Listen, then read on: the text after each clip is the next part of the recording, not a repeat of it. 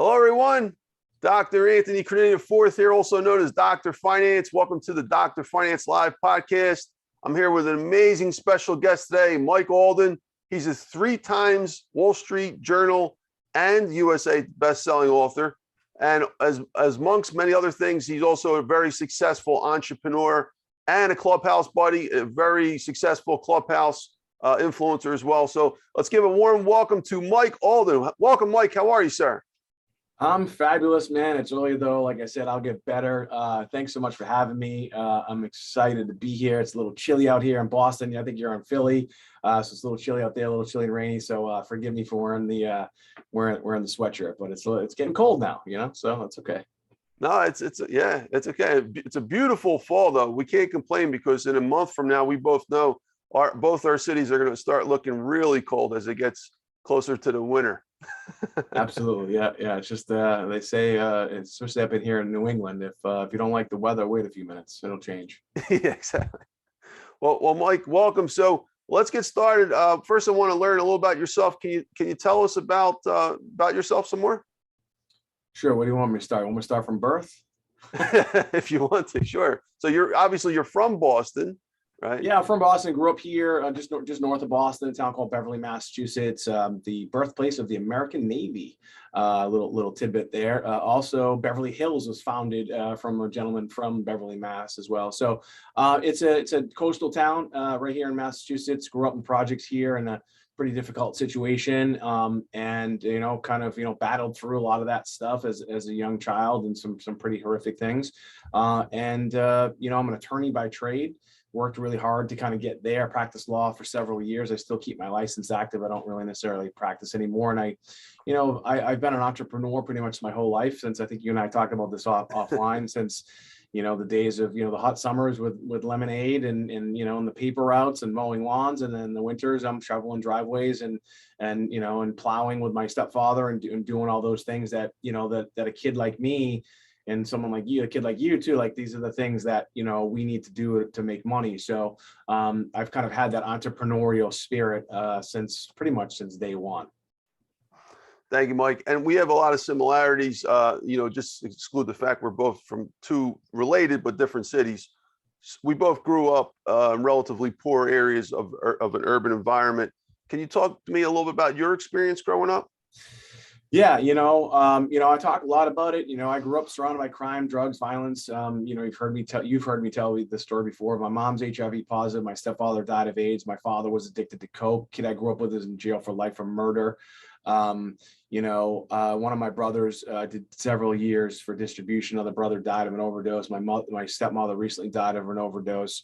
It just continues to can keep talking about that. I mean, I tell people all the time, I remember when I was in elementary school, middle school, and high school, I stood in a separate line because my lunch was subsidized by the state. I remember one time my mom said to me, "Hey, Mike, go outside and warm up the car." And I went outside and the car wasn't there. And it wasn't because it was stolen. It was because it was repossessed for like the 3rd time, when you grow up like that, you're poor. Like there was no question, when you got state cheese and when the Salvation Army subsidized our Christmases and our Thanksgivings, like I knew that I was poor, but I wasn't, and I was definitely embarrassed in certain circumstances. But when I look back on it, it was such an amazing gift because it's by the grace of God go I. You can go one way or the other. And by the way, I went both, so, I mean, I was a bad kid. I did a lot of bad things. I used to fight constantly. I stole things just because I wanted things, but at the same time, Beverly, where I grew up, it was really interesting because you have kind of uber affluence. Some of the richest people in the world, old money is here, like prohibition money and things like that. And then you also have kids like me that grew up in the projects, right? And people say, "Oh, you grew up in the projects of Beverly, Massachusetts." It's a joke. Go to the south side of Chicago. True. South side of Chicago, a lot worse. I never really, although I have been shot at, I never really necessarily had to worry about that on a day-to-day basis. But it was still pretty difficult. So there are projects everywhere, and there are difficult situations everywhere. But when I look back on it, I don't think I would want it any other way. Which part of Boston did you grow up in? So just north of Boston and Beverly. Beverly. Like I said, the birthplace of the American Navy. So you're Okay. familiar with Salem, Mass, which it's about to get crazy here in a couple of days. So we're right over the bridge from Salem, Mass. Okay. Yeah. Thank you, Mike. Appreciate it. All right. So Mike, can you tell us a little about your accomplishments as an entrepreneur? So you're in a lot of different spaces. You were in infomercials, you were in herbs, books, got a lot of things going for you. You want to talk about those? Yeah, so as an attorney, I was pretty lucky. I got a job when I was in law school, and because I declared bankruptcy for a business that I had launched. It was a freeze pop with booze in it called Zeus Juice, and I needed a job. And a friend of mine was making $1,300 a week 18, 19 years ago, right? And I was like, if you're making 1,300, like I'll triple that, because I've been pretty much my sales my whole life. And I got a job at this company. They were open 24 hours a day, 7 days a week. And I kind of climbed the ranks there. It's a kind of a long story. I learned the business of direct response marketing literally from the ground up, from customer service to sales to fulfillment, and everything in between. Then to legal, I became their lawyer. And then in 2008, they ultimately went out of business. I talk about it in all my books. It was a hell of a story for a young lawyer. I started my company in 2008 in what used to be called the worst economy in the history of the world in 2008, kind of doing the same thing that my old company was doing, but just doing it better, smarter, cleaner. So we've been at it now, since 2008, primarily marketing products and services on television, whether it be supplements, whether it be business opportunities. I mean, I've done biz op shows for guys like Dean Graziosi, and we've done shows with Forbes Riley. But if you've ever watched television over the past 10 years, I'm sure you've seen myself and a couple others, talking about products and services that have had a positive impact on people's lives, primarily health and wellness, and books. And that's really kind of been my primary business over the years. But I've also, like many entrepreneurs, I don't know that I necessarily have shiny object syndrome, but I do like to look at other businesses, and if I feel as though that I can make a run at it, I'll enter them. I mean, I've got into the art world. I got back into for those watching right now. So here's a vodka that I launched called Emery Vodka, won a bunch of awards, and distributed all over the country. But shut that down. I had a daily fantasy sports company, shut that down. I've had, let's see, what else, what other kind of businesses we had, but we as entrepreneurs, as an entrepreneur myself, I love the game, so to speak, of business.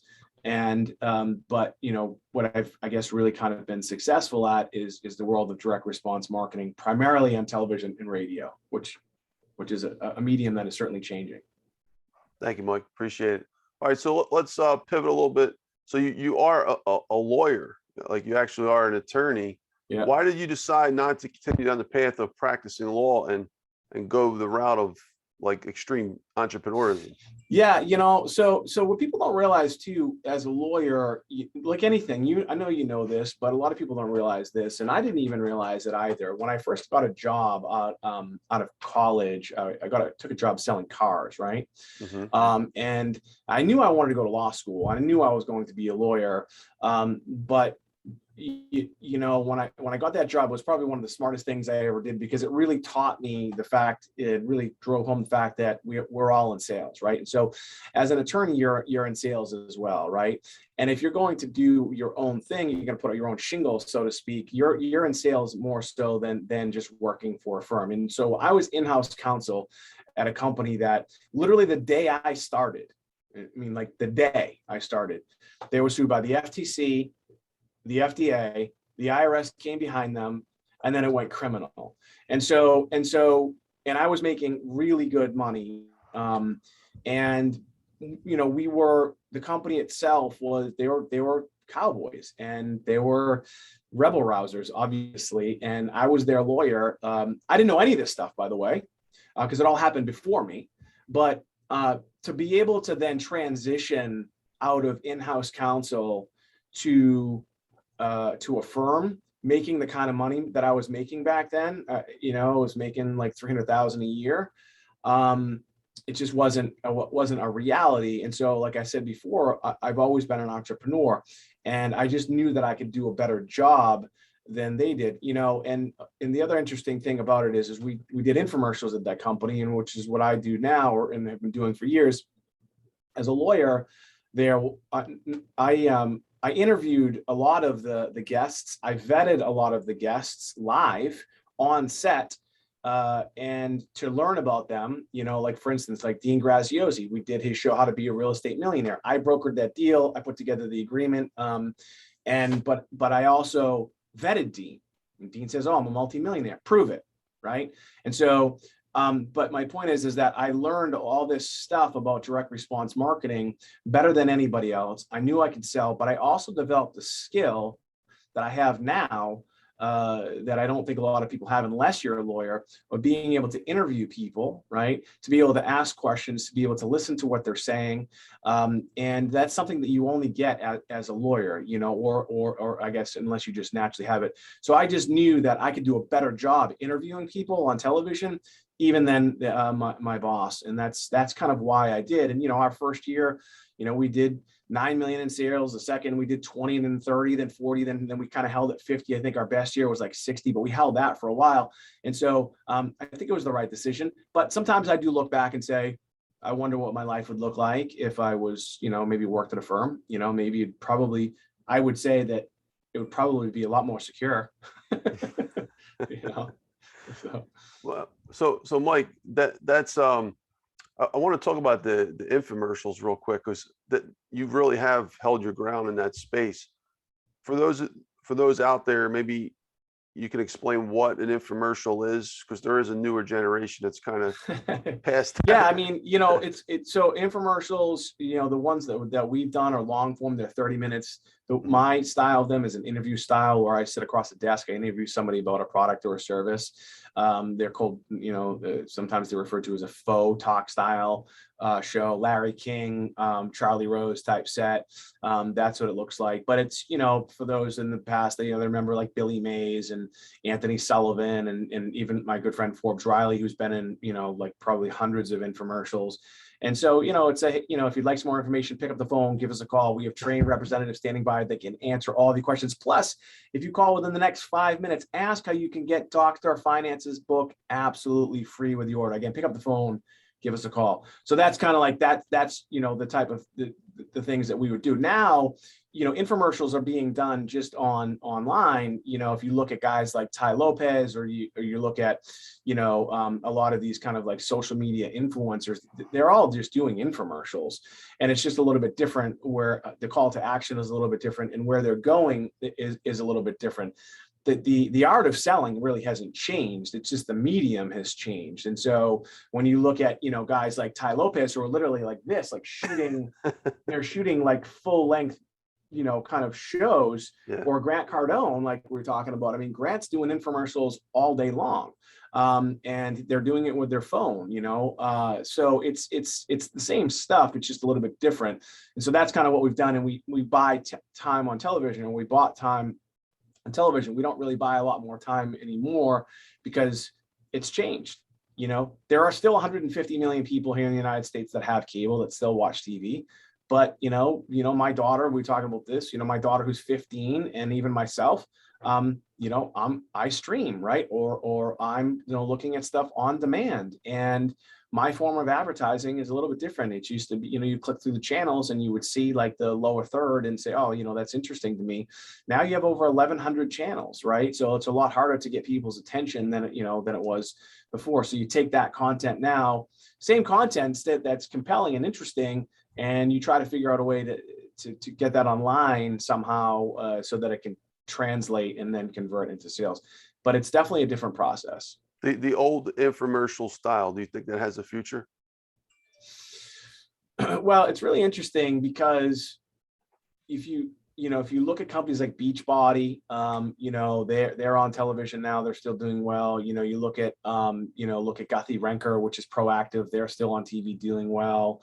It's more of a, people like to use the kind of the word of omni-channel marketing. So you just have to be smarter. See, back in the day, you could just buy media with several 800 numbers. Sometimes people only do it with one 800 number. We have thousands and thousands of 800 numbers. So when we know, like if we're buying in Tennessee or in Florida, Texas, Ohio, at the same exact time, we're using different 800 numbers. So we know where the advertisements are coming from.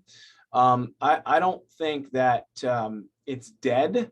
But it's just changed. And so, the days of calling still are here, but, within the next few years, I don't know how many more people are going to be using their phone to call. I think it's, I like to talk to people. Like I just called my credit card company.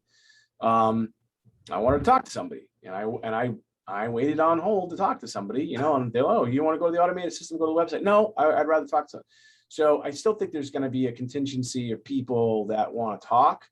But as we get older and as the world changes, it's crazy when you think about it. I'm looking at a phone right here. I mean, who would have thought that this is really kind of taken over all this stuff, in phone systems? I mean, I've had phone systems where hundreds of thousands of dollars to set up. And I have, I had at one point, I had a phone room with 200 people sitting in there, so pre-COVID, most of them are working from home, on what is called the soft phone.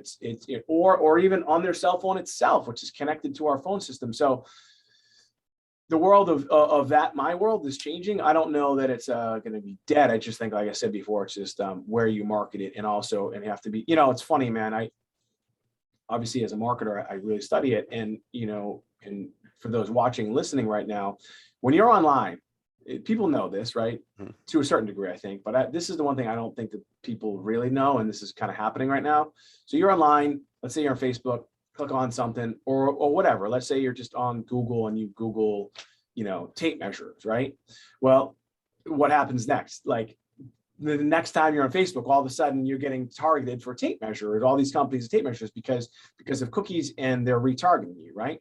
Well, that's one thing. That's smart. And then you go wherever you go, you're going to see tape measurers on the side and panels or whatever. That's not a coincidence. I think most people kind of hip to that.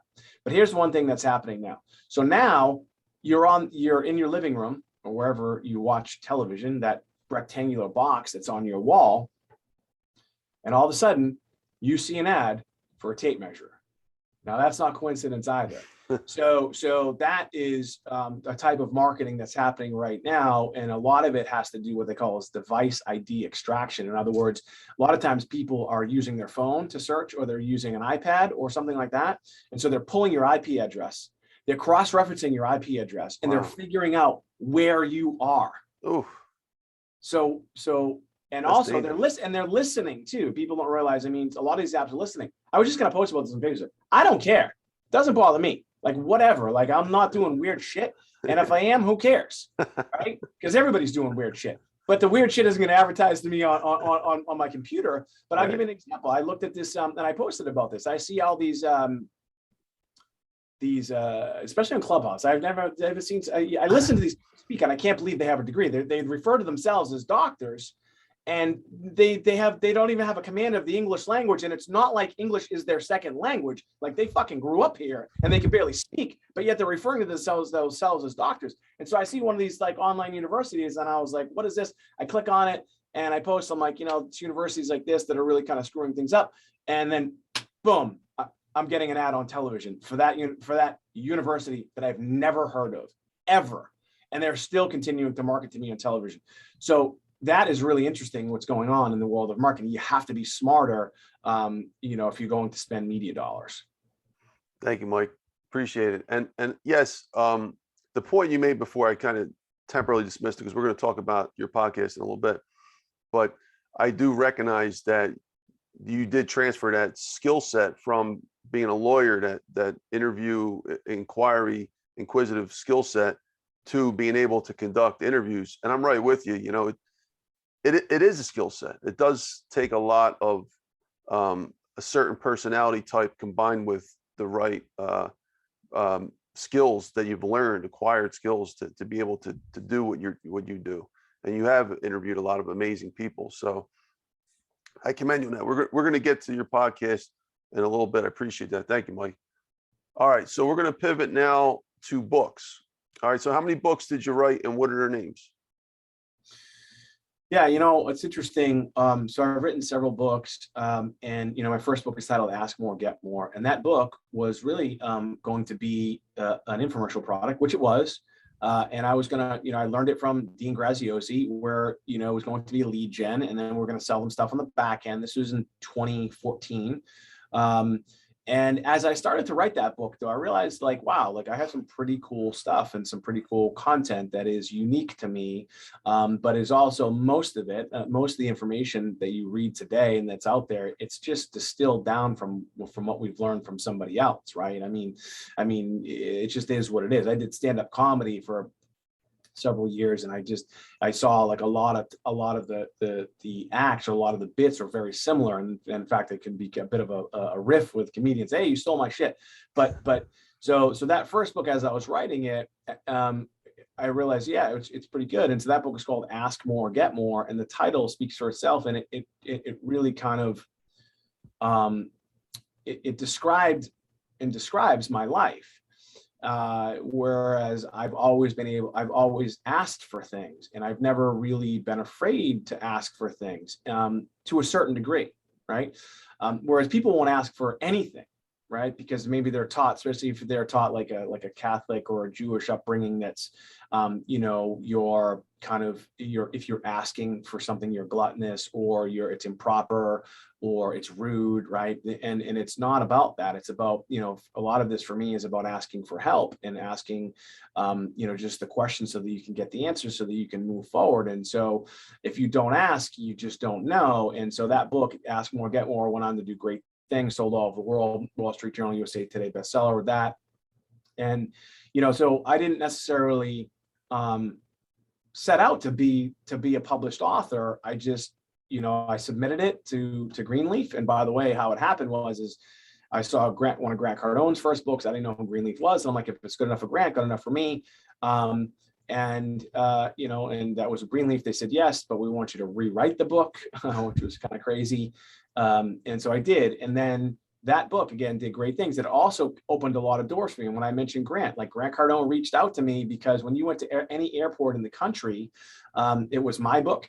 It was Ryan Blair's book, who you and I were talking about earlier. It was Tony Robbins' book, and it was Grant Cardone's, everywhere, right? And so Ryan wasn't as well known, but obviously had Tony and Grant, but Grant also wasn't super well known. It was the 10X rule, but Tony was obviously. And so everywhere you went, you saw my book. They had register wraps. They were in windows. We had point of purchase displays. We had premium placement, end cap displays everywhere. And Grant reached out to me and said, who is this kid? And had me on his show called Power Players back in 2015 when I was going down to Art Basel in Miami. And so that book became a great connection tool. That book also connected me with Ryan Blair, who's now a good friend. And he's a 3-time #1 New York Times bestselling author. His company Vistalis generated billions in sales, and he's become a good friend. And if it wasn't for that book, it would have never happened. And the reason why is because my girlfriend was like, I kept seeing his book. I'm like, who the fuck is this guy? Who is this guy? She's like, you should just read the book. Why don't you just read the book? So I read the book, and I was like, wow. Not only do I love the book, but I feel like we're connected. I feel like we're connected like our DNA. I mean, our backgrounds are very similar. He was a gangbanger. I wasn't, but I was pretty damn close. And so where's he from, Ryan? He's from LA. LA. Okay. I just reached out to him, and the rest is history there. So that was that book. And then I ended up with a 2-book deal with Wiley & Sons as a result of the success from Ask More, Get More. And those books have went on to do great things and are sold all over the world. The second one's called 5% More. And then Blueprint to Business was my latest book. And then I've written some kind of self-published books as well that I have used for like a lead gen. I wrote a book called Crushing Crypto about cryptocurrency. I wrote a children's book with my daughter. And then I wrote another book called Bestseller Secrets, which is about kind of what you've heard that I'm helping people do now, which is to take all the success that I've had with my books and also to help authors not make the same errors that I made with my books, and to really show them how to have, kind of a competitive advantage, even regardless of how much money you have, to marketing your books. And so that's kind of a Reader's Digest version of the books. Thank you, Mike. Appreciate it. All right, Mike. So I got a list of questions here. Figure about 1 to 2 minutes each to keep on track.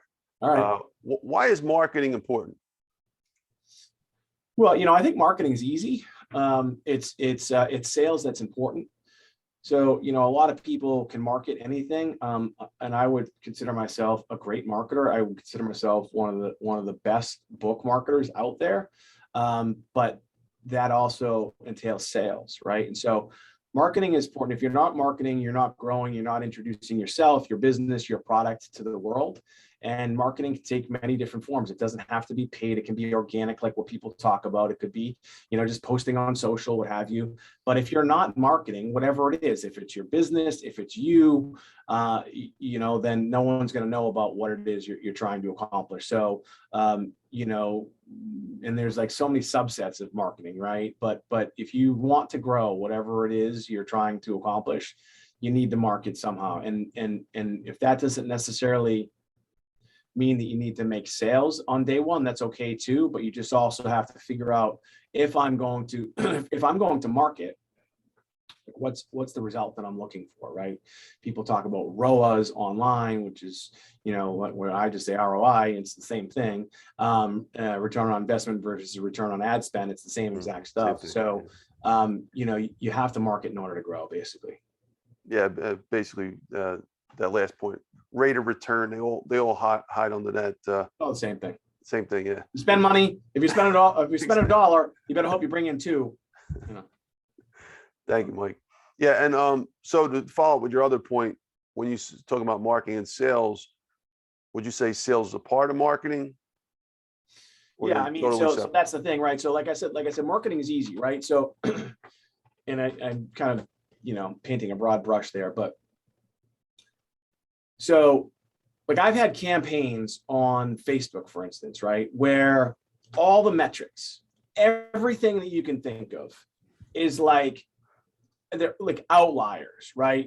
Clicks, view rates, click-through rates, cost per click, all the stuff that everyone looks at, right? All the numbers guys look at, just like 10 times better than everything else, but with like hardly any sales. And so you can hang your hat on that for only so long, right? Yeah.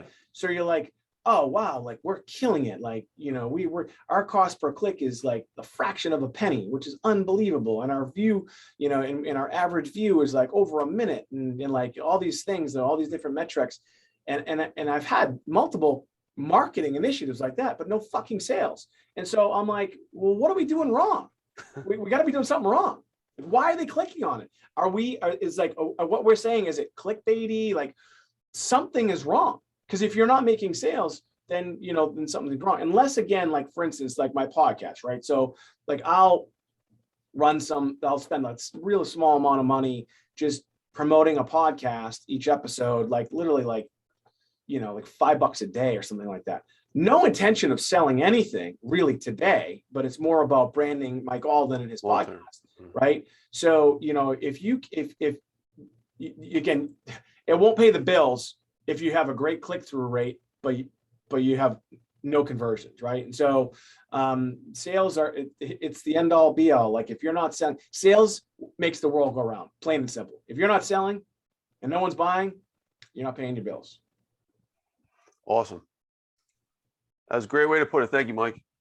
All right, Mike. So we're going to move on to Clubhouse a little bit. So you're a superstar over there, and I want to talk about. So why do you like Clubhouse so much? Yeah, you know what, man. So like, you and I have talked about this offline, and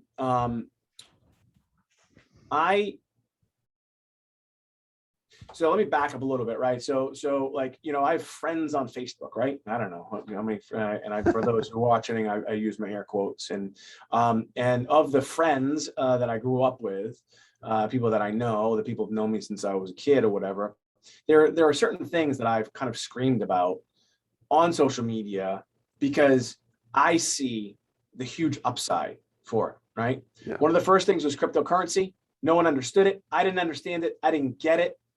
A lot of people still don't get it. A lot of people still think it's going to crash, whatever it is. But because I was interested in it, not even necessarily from a money-making standpoint, but what it can do for humanity. And then when I learned about it and studied it and went to conferences and started buying Bitcoin and started trading Bitcoin, and then I built out a mining operation, I started to slowly like understand like what this world is. I started to talk a lot about it on social media because I just wanted other people to see the opportunity that was there, right? I felt like at the time, this is 2013, 14, when Bitcoin was at like 3,000 or something. Like, I felt like it was one of the greatest opportunities of our lifetime, okay? Talked about it. Whether you fucking do anything with it, I don't really care. But as a human being who likes to help people, whether you believe me or not, because I'm an infomercial guy and I'm selling, shit on TV, okay, whatever. So I talked a lot about that. Another thing that I talked about is transcendental meditation, TM, okay, changed my life. Literally changed my life and probably saved my life, right? I had a massive panic attack at one point. I talk about it in my books where it crippled me. And if you've ever had one, I mean, you have them in law school, because if you're in law school, you have them. But this was the point where like I thought I needed to go to the hospital, right? And so I think you and I were talking about this. I'm a big Howard Stern fan. He's a big TM guy. And I learned that was a Friday when this happened to me. That Monday, I learned TM, and TM has changed my life. That was 8 years ago. So I talked a lot about that. Like, I put 25 people through it here at my company. I put friends through it because I saw the science behind TM and I saw what it can do. Now, everybody, since COVID, everyone's like, oh, mental health. Yeah, cool. Let's talk about mental health. It's a real problem. Hey, let's meditate, the Calm app, all this other stuff. It's great that it's out there, right? But I've been talking about TM for a long time. And then I discovered this thing called Clubhouse through a friend of mine. And I saw it was invite only. So I had FOMO, which came from the crypto world, fear of missing out, right? Oh, what is this thing? And it was December 31st of 2019, right? I believe it was 2019. Yeah. Right. Yeah. And was it 2019 or 2020? 2019, right? Yeah. And so you came in December 9th. Yeah. December. Yeah. And I started to listen. And one of the first rooms, which you're really active on and doing some great things on, was how to run $1 million business. I'm sorry, Mike. December 2020. Was it 2020? We're at 21. I forget the years, man. You've only been here like 8-9 months. I forget the years, right? Yeah. So it's December of 2020.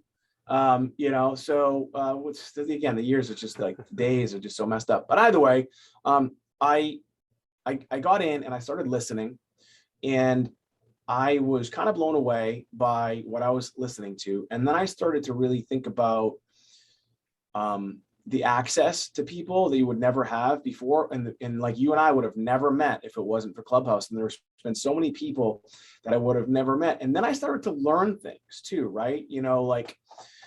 I tell a story about Perry Belcher. I didn't even know who Perry Belcher was. And Perry Belcher was like an old school DR guy, like older than me, direct response. And he's just, he's seen it all and he's brilliant. Right. And he would put on like these master classes. He's got a mastermind. It's $50,000 a year to be a part of. And he was putting on this like 2-hour master class for free about marketing. And I'm a marketing guy and I'm sitting there, I'm taking notes feverishly. I had a Facebook issue happen. I didn't know what to do. It was happening. I was live on Clubhouse. I had an earbud in and I was doing some shit on Facebook. My Facebook account was frozen. I didn't know what to do. I raised my hand. I was on stage and I was like, hey, does anybody know what to do? And, this one guy chimes in. He's like, this is what you do. Now, I could have Googled it. I could have gone on YouTube, tried to figure it out, but boom, instantly I figured it out.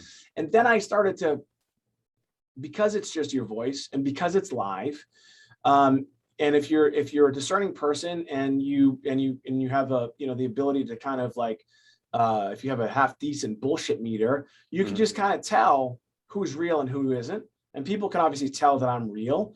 And you just start connecting with people, right? And so I felt like Clubhouse was and is still one of the greatest connection. I mean, my next book is titled Connection Capital, right? And so I felt like, and I feel like Clubhouse is one of the greatest connection tools anybody anybody anywhere in the world can be a part of, and it's still relatively early. And there's a million things they're kind of nipping at their heels at, like Facebook has their own version of it. It looks very similar. Spotify has a version of it, looks very similar. Twitter has Spaces. And so there's all these other different things going out there. And I love Clubhouse, but I'm certainly going to look at all this other stuff. But really, at the end of the day, it's the ability to connect with people authentically is really what kind of turned me on to it. And then that has turned into a lot of business for me. Like, I didn't go into this thing to like make money. I went into this thing to learn, and I've generated a lot of revenue from Clubhouse, which hasn't cost me, it cost me $0, but it cost me time. Right. But so isn't everything, and I know that you and I have talked about this too. Like, it's just like anything else. If you like, shit isn't just going to happen. So you got to spend time. You're spending a lot of time and putting in a lot of effort because you've seen, and we've talked about this offline, the growth for you. The other part too, like you and I, again, we talked a lot offline about this, is I've spoken on some pretty decent stages before with, Harvey McKay and Jay Abraham and Ryan Blair and Lewis Howes and all these other things. And so, but I don't really speak a lot because it's super competitive, and also it's not my main business, but I've always wanted to, right? I've always wanted to tell my story a little bit more and get up on stage, but it's not easy to do. And especially when you're running a business, right? Now you can, quote, get on stage, tell your story and change people or help people. And that's what's happening on Clubhouse. And yeah, man, it's a beautiful thing. So for those listening, I know that you're a big Clubhouse influencer. And, if you're listening and you're not in Clubhouse, man, I implore everybody, just at least, you don't need an iPhone anymore. Anybody can do it. There is no wait. I implore people just to check it out. And I know people think, oh, another thing, right? Another form of social media. I don't consider this social media at all, right? I consider it like it's like a combination between a podcast, a learning annex, and one of the greatest connection tools you can imagine. Is there selling going on there? Sure. Is it changing as things happen over time? Yeah, absolutely. But if you want to learn, if you want to grow, and if you want to connect with people anywhere in the world, 24 hours a day, get on Clubhouse. And by the way, I don't own stock in it because they're not public. I wish I did. But it's an amazing thing. And whether they're the ones that prevail, I don't know. We'll see. I mean, yeah, it's something that I would implore anybody to get on. Thank you, Mike. That is awesome. By the way, folks, if you want to find out where Mike is or myself, we're both on Clubhouse. We're actually in the same main club. Just go down to the bio section if you're on Clubhouse, and they have the schedule at the bottom. So where the next rooms will be, where you'll find Mike or myself. That's the best way to locate that. Thank you, Mike. All right, Mike. So next question, why is a podcast important if you want to be an influencer? Maybe one or two. So I'm in this studio here. It was built out to do voiceover work for my primary business. And I had a mentor of mine, actually, I think I told you about this too. A mentor of mine, at one point I owed him $750,000. And he just showed up in my office one day. I didn't even know who he was. He was a silent partner of this other guy I was doing business with. And he wanted to make sure that he was going to get paid. And so he was kind of touring our offices, and he saw this place that we built out, which cost about $750,000. And he said, "What are you doing with this room?" And I said, "It's voiceover work." And he said, "This is 7 years ago." And he's like, "You should do a podcast." And I was like, "Well, who am I going to interview?" He's like, "Well, why don't you start with the people here?" Like, I'm in this place called the Cumming Center in Beverly, Massachusetts. You can Google it. It's a pretty interesting place. It was one of the first factories in the United States, the United Shoe Factory. It's 11 acres of office space. Some of the biggest companies in the world are here. And said, just find people and just interview them. And so I did. And that's what I started doing. And it was kind of awkward at first because I didn't really know the format. I didn't really listen to podcasts that much. And it was here live in the studio, and you're looking at them. So it's a little more intimate, and it's still a little more awkward. It's kind of a small space. But then it started to grow, and I started to get more people on it. And this is now in year 7. I've started to kind of monetize it a little bit now, where we're getting sponsors. But for me, like Clubhouse, it's also been one of the greatest connection tools that I've ever used. And so when you're good at it, which I am, and you have somebody like a Grant Cardone on, or Sharon Lechter, who's your mentor, or Brian Buffini, who's a huge real estate guy, and Lewis Howes, and I've had huge guests on, right? And they see Les Brown. I can just keep going on and on. Called the Alden Report, by the way. They see the value that I bring. They're willing to come on, even though I don't necessarily have like millions of downloads, right? But they see the value that I bring and the quality of the interview, so that they can take that content and then use it if they want as well. And then it becomes a great connection tool for me. So now, most of the times, as you know, most times you need their contact information, and so that you could be their email or their cell phone or both.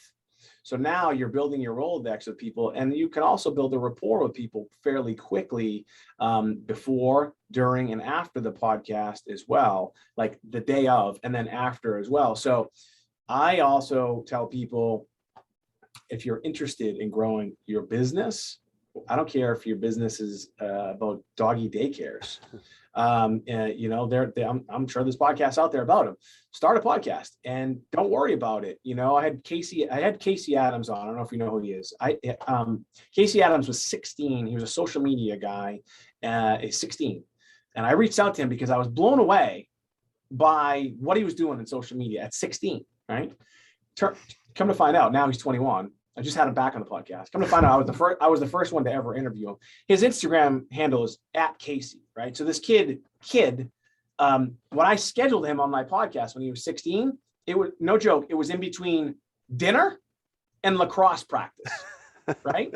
But now this kid just closed his first seed round at 21 for a company that he's starting called Media Kits.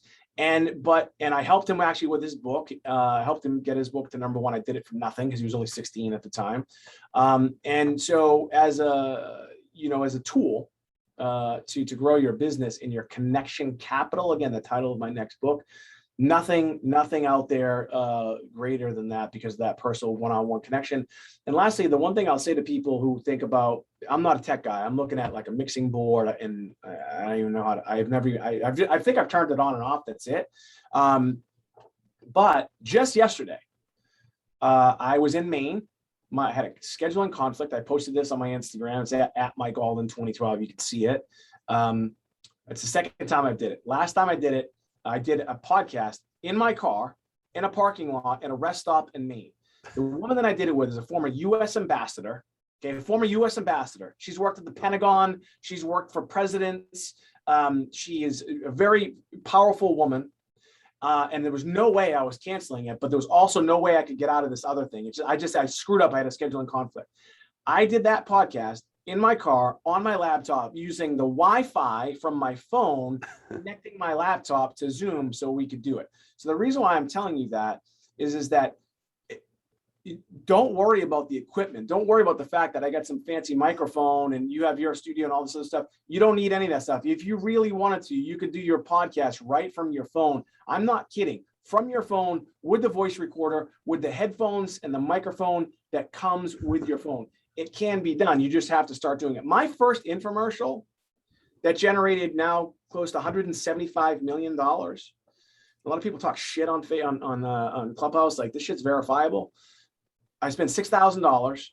I shot it in a basement in Gloucester, Massachusetts. I'm orange. He's pale. The backdrop is a mess. You can see the floor. There's what we call jump cuts. It's a disaster from a production value standpoint, but the content is fucking gold. And so, so don't get caught up in the production value, even though it's easy now to get all this technology. Just go ahead and start it. People say, oh, it's kind of cliche-ish, but if you really want to do it, like if you're thinking about it, don't get caught up in all the production. What should I use? Should I use this, StreamYard, all this other stuff? We're on Zoom. It's pretty simple. You can do it for free. I think you and I have the paid version of it. Even the paid version is like $45 a month or whatever it is. It's really easy to do. Just fucking do it. Thank you, Mike. Actually, so yeah, we're going to talk about your podcast next. So tell us about your podcast, the Alden Report, and how often do you post each episode? Yeah, I do I post once a week. Sometimes I do two. And there was a point where I took a little bit of a break. Most of the times now I'm interviewing people. We have our 150th episode that I'm not sure when this is going to get released, but this week we're going to release it. I've actually had way more than that, but I kind of reboot it. I took a little bit of a break, not that long. And I just, when people talk about your passions and talk about what you really like and what you're good at, this is one of those things that I'm passionate about, but it doesn't make me money at this very moment, right? So you have to sometimes also say to yourself, okay, if this thing is making me money, then I have to focus on that, right? So I took a little bit of a break. So it's called the Alden Report. It's available everywhere across all platforms, and of course, it's on YouTube and things like that. And so we go about once a week, and I really enjoy being on podcasts like yours, but also interviewing interesting people from different walks of life. And by the way, they don't have to be, for me, like some sort of megastar or anything like that. I had my barber on my podcast. It's funny, Grant Cardone actually commented on it because I heard that. But my barber, who's been a barber for almost 40 years, has a lot to say. And was he your first interview? The barber? No. No, but he's had a lot to say, and he's had a lot of interesting stories, and a lot of interesting stories about business and about life, and so if you're an interesting person, then I most likely want to talk to you. And, I they don't need a huge following or anything like that, but they need something, right? I'm not just going to have anybody on. I mean, I had a guy, I spoke at this event in East Boston, and there were all these at-risk kids, and just to be candid, I was probably one of maybe two or three white guys there, and it was again East Boston, and I give a speech about how to stop dreaming.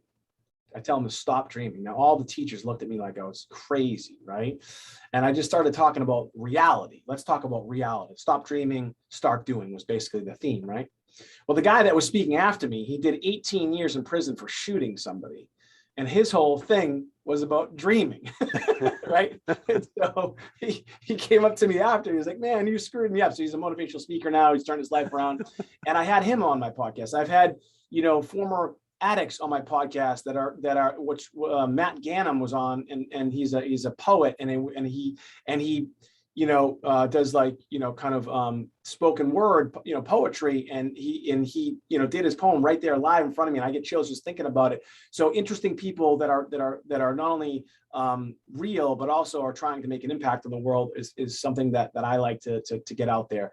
I think that's a pretty good synopsis. Yeah. And I noticed, I went back in your history, Mike, of your podcast, and I know you interview, I'm not talking about quality, everybody's quality, but in terms of the influencers, like the past 9 months to a year, it seems you really have taken off. Like you really have stepped up the notch in terms of the influencers, which is important because, as you know, that dials up the ability to influence back, because it bounces back when they start reposting your post on social media. Oh, I was interviewed by Mike Alden.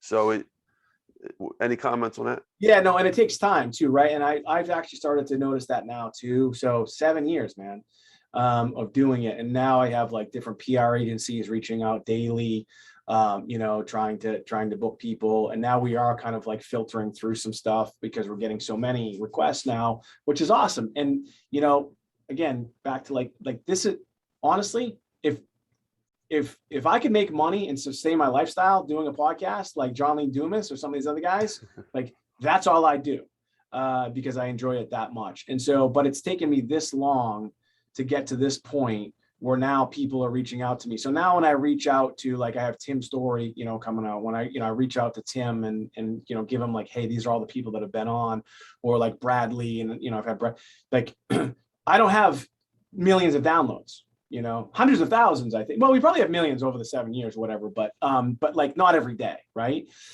Because, I'm not super famous, and we don't spend a shit ton of money like some of these other guys do, like really promoting it, you know.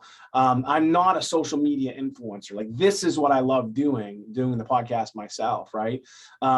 And so, as again, we talked about the quality, right? You can just hear the quality in what I do because I've been doing it so long, so that when like someone like Marshall Goldsmith comes on, who's not super famous either, but he's pretty influential within the coaching world, and he's not easy to get on, you know, he listens to it. He's like, all right, yeah, cool. You know, I'll come on in the podcast. Or when I went back to Grant Cardone and said, hey, Grant, come back on, or Ryan Blair, or some of these other guys, they just see the quality there, and they understand that I'm not just going to like have, you know, just be kind of canned. And that's the thing too, when people are interviewing, when people try to like ask for advice, try to be as natural as you can, right? Don't worry about the flubs. Like, don't worry about you screwing something up or what have you, or any of that stuff. That's just going to happen naturally. And the authenticity, like we talked about it with Clubhouse, is really what comes through to people. Do you want to be more polished and professional? Of course. But at the same time, you just need to be you, and people either like you or they don't.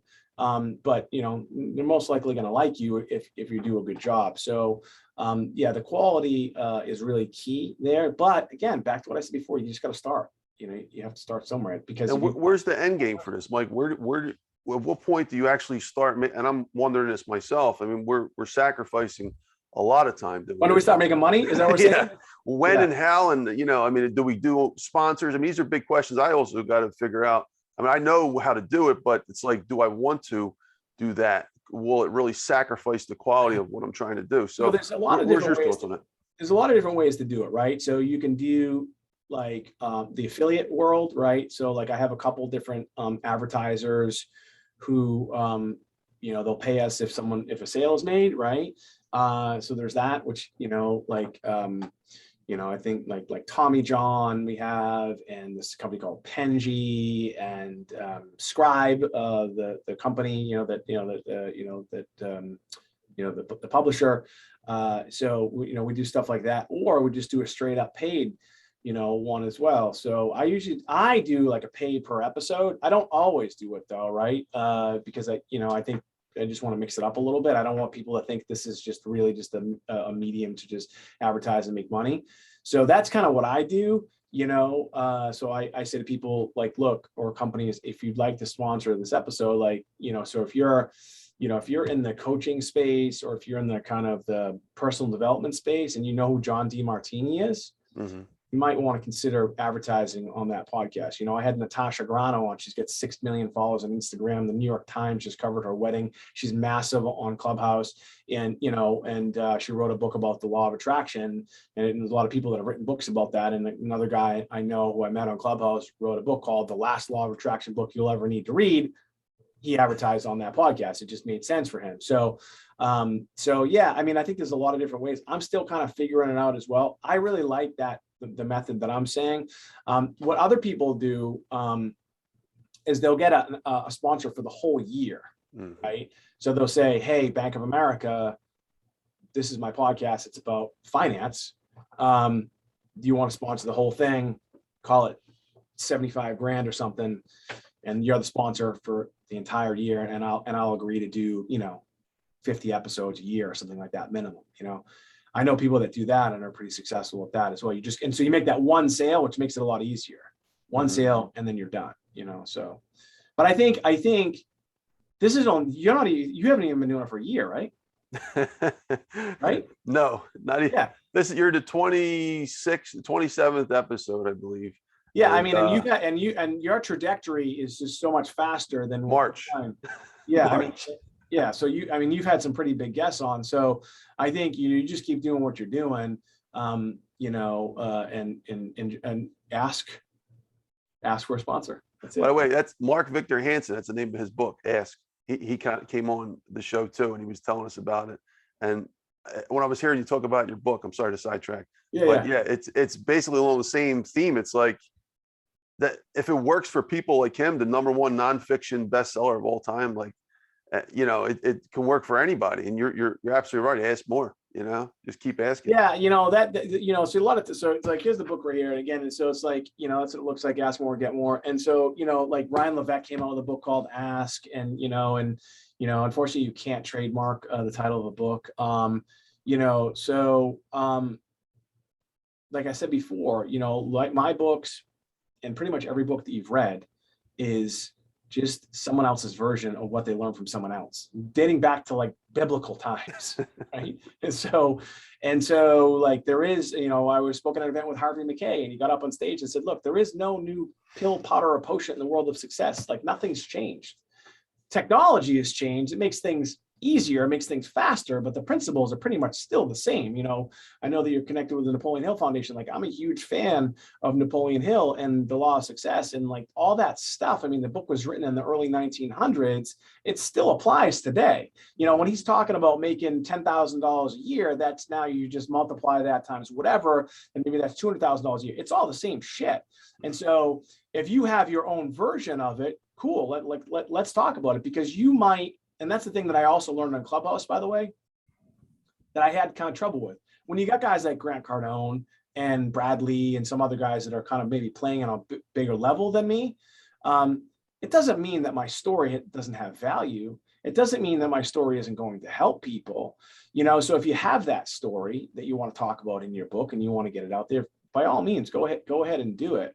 But yeah, you're right. I mean, it's really simple. Ask more, get more. I mean, it's like, a lot of times, I tell people, like, if you got this book, right? If you just got this book, you bought it, and it sat on your coffee table and you did nothing, right? The title in and of itself, with this book in particular, can change your life, right? Whereas a lot of books, you got to actually read them. Like, oh, ask more, get more. It makes sense, And when you start doing stuff like that, I know we're definitely going off on a little bit of a tangent, but if you do start asking for things, consistently, it's crazy what will happen with your life.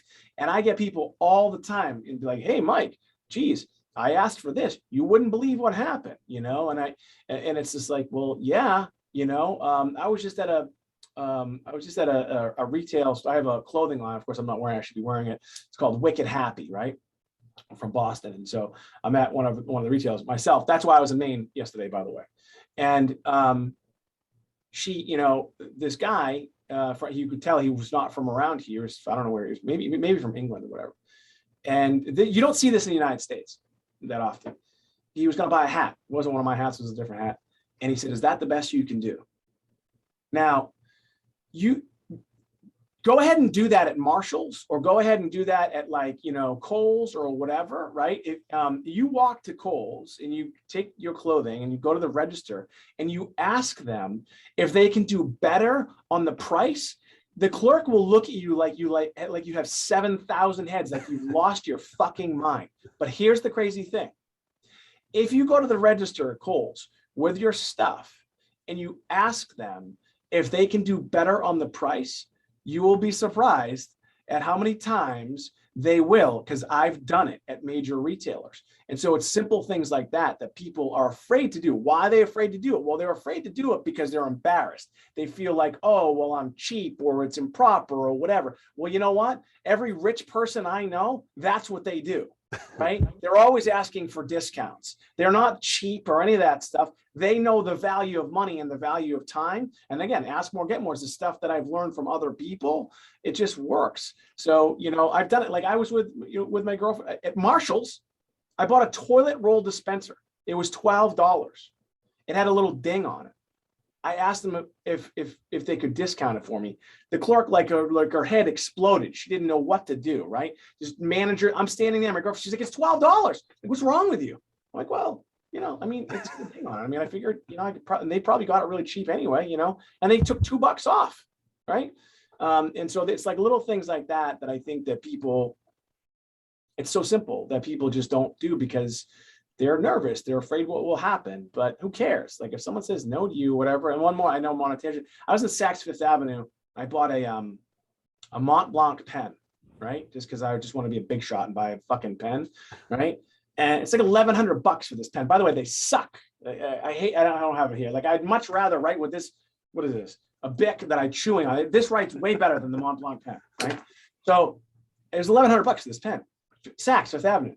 I'm negotiating with these guys. They're like, no way. It's not going to happen. And I'm going back and forth with them. I'm like, well, there's got to be something you can do. Nope, can't do it. They get the manager, they get this guy, that guy, whatever. And guess what? They did not reduce the price of the pen. But what they did do is they gave me 6 extra refills of the actual cartridge itself. And I think those things themselves are like $10 a piece or whatever. So it's little things like that can truly change your life once you just start doing it, over and over again. And by the way, as someone who wrote the book, sometimes I forget. We're human. It just is what it is. And sometimes I also get nervous too. But, you have to ask. If you don't ask, you won't get more. Thank you, Mike.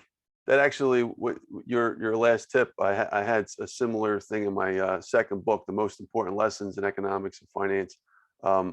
Complain often, pretty much, when your wealth is at stake, and if you find that opportunity, take advantage of it.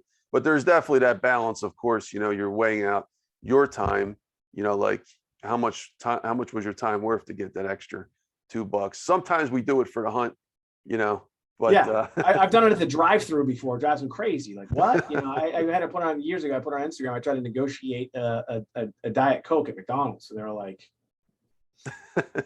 just to see what their response is. Just to try and make a point, because in other cultures they do it all the time. All the time, yeah. And here we, for whatever reason, we feel like it's improper, and it's just not.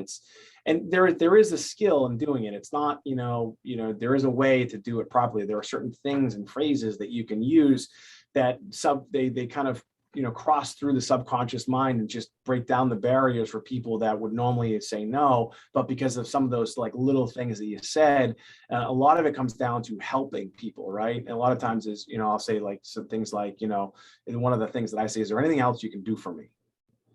And I'm not like, hey, give me a discount. Is there anything else you can do for me? Well, yeah, you know what?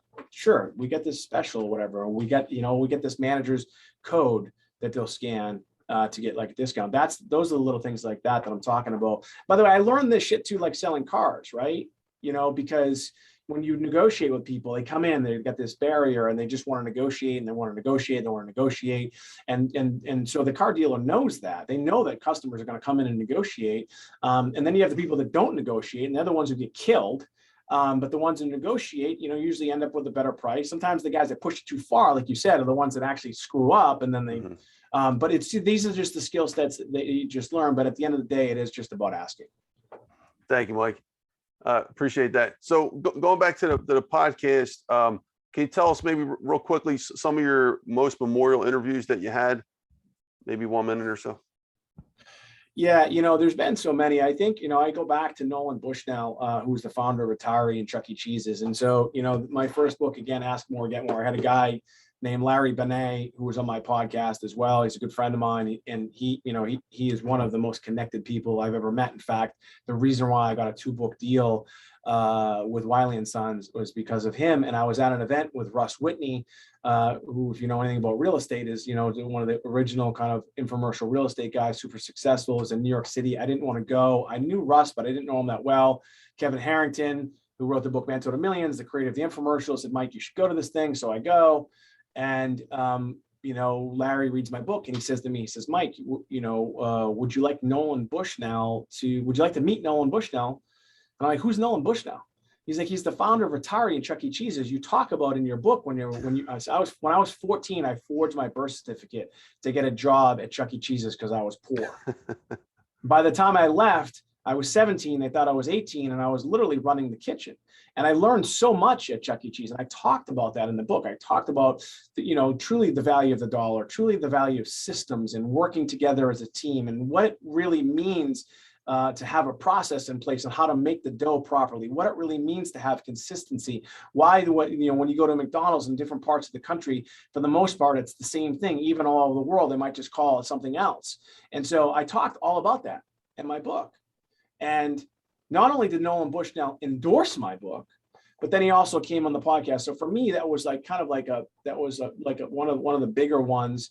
But I just, each one for me is always, something special. I just had Dr. DeMartini on, Dr. John DeMartini, and I've known who he is, and I followed the stuff, whatever. And when I have these people on, for me, it's it's somewhat, I'm somewhat selfish a little bit, because I feel like I'm getting like my master's or my PhD in business from talking to some of these people that have done, some pretty amazing things. And you heard me tell the story. I said, look, surrounded by crime, drugs, and violence, and my lunch was subsidized by the state, and my mother's HIV positive, and, and this, that, and the other thing, right? Well, Dr. Demartini, I've had others talk about this too, but he really drove it home. He talked about perspective and how if you truly change your perspective, which is your mindset, but your perspective is pretty easy to change. Anybody can do it. Your life changes. And so, for instance, you go back to like, I always tell all that kind of negative stuff that happened to me. But okay, so I grew up in the project with a single mom, but I had a mom. I grew up in the projects in state housing, but at least I had housing. My lunch was subsidized by the state, but at least I ate. My Christmases were subsidized by the Salvation Army, but at least I had a Christmas, right? And so you see the difference there. And so when I just had him on, like, man, it drove it home for me. Like you and I were just talking, like my business, it's not near what it was before, but I'm still in business. I'm still here, right? And so it's those little things like that when I'm on a podcast, when I'm talking to somebody and they're telling me their story, or they're telling me, they're giving me their wisdom. For me, that's really kind of like the impact that it has on me. And I hope that it has the same impact on people as well. And so each person that's on has their own different kind of take on things and their own different story that I usually kind of take bits and pieces of that and I write them down. But that, Les Brown, I mean, the guy's one of the most iconic motivational speakers of our generation, of our time, and to have him on and it's not over until I win. Like I play that speech all the time in my house to get me fired up, and so to have him on, it was like being around a god, I think about, guys like Zig Ziglar, who I did an infomercial with Zig Ziglar years ago, and I would have loved to have had him on, but I had an opportunity to at least spend some time with him. So when I have people like that on, man, it just fires me up, so somewhat of a selfish thing for me as well. Even when I'm exhausted, by the way, like I'm tired and I don't even want to do it. And like, even yesterday, like I probably could have canceled and she would have been fine, right? She's like, all right, whatever, we can just do it here in the studio. It might even look nicer. Obviously it'll look nicer than my car. But when I'm talking to her yesterday, her name is Lisa Gable, and her book, it's called The Turnaround. It spoke to me. Her book is about turning businesses around. My business is not where it needs to be right now. I was like, man, maybe I should talk to her a little bit more. Maybe she should give me some advice. So I'm asking her questions like, hey, what about this? What about that? What about this? What about that? So hopefully I answered your question. I think each individual is special for me. Some more than others. But it's certainly fun, to continue to do it and continue to learn from others. I definitely like the story about the Chuck E. Cheese. For me, that resonated because here you worked for his company for 3 years, and then fast forward, 20 whatever plus years later, yeah, and here you are, actually interviewing the guy on and he endorsed my book, and and I have his cell phone number. Like I can text Nolan Bushnell right now. Wow. This guy, Time Magazine, said he was one of the 25 most influential people in technology within the past 100 years. The game Pong, Atari, like yeah, he created that. So like, and then Chuck E. Cheese too. Like, so yeah, I mean, like it's a big deal, and like.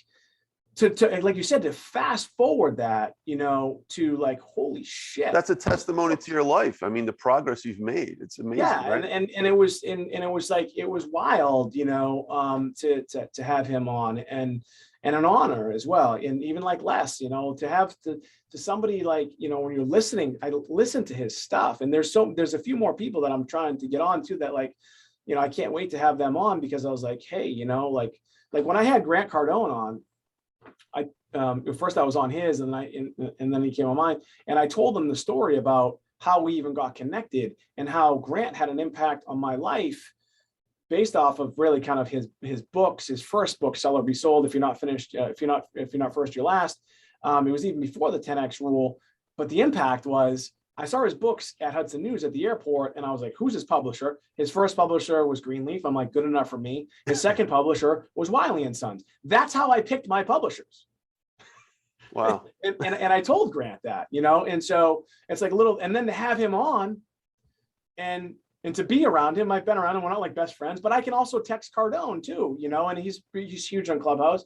We're not like besties or anything like that, but I have that relationship with him now. And it is because when he was promoting his last show, Undercover Billionaire, and, you know, he was looking for some, some press on that. I said, hey, come back on. So he came back on. He wouldn't have come on before if I hadn't been doing it for a long time, or if I didn't have that relationship, you know? So yeah. And I listened to both your interviews, by the way. Actually, the last one you just said this morning, and I just want to give you a quick shout out, Mike. That was really impressive, holding down the fort with Grant. So that's really awesome. good interview. Yeah. Thanks. Appreciate that. Yeah, man. So thank you, Mike. I appreciate it. All right, Mike. We're if you don't mind, I just want to get a quick check on your time. I got a few questions left, and I just got to make sure that I honor and respect your time. Yeah, I'm good, man. Okay, cool. All right. So well, we just talked about the memorial interviews. Maybe you can sum it up. Who are some of your favorite influencers that you admire, for example? And you already said this in a little bit, but maybe 30 seconds or so.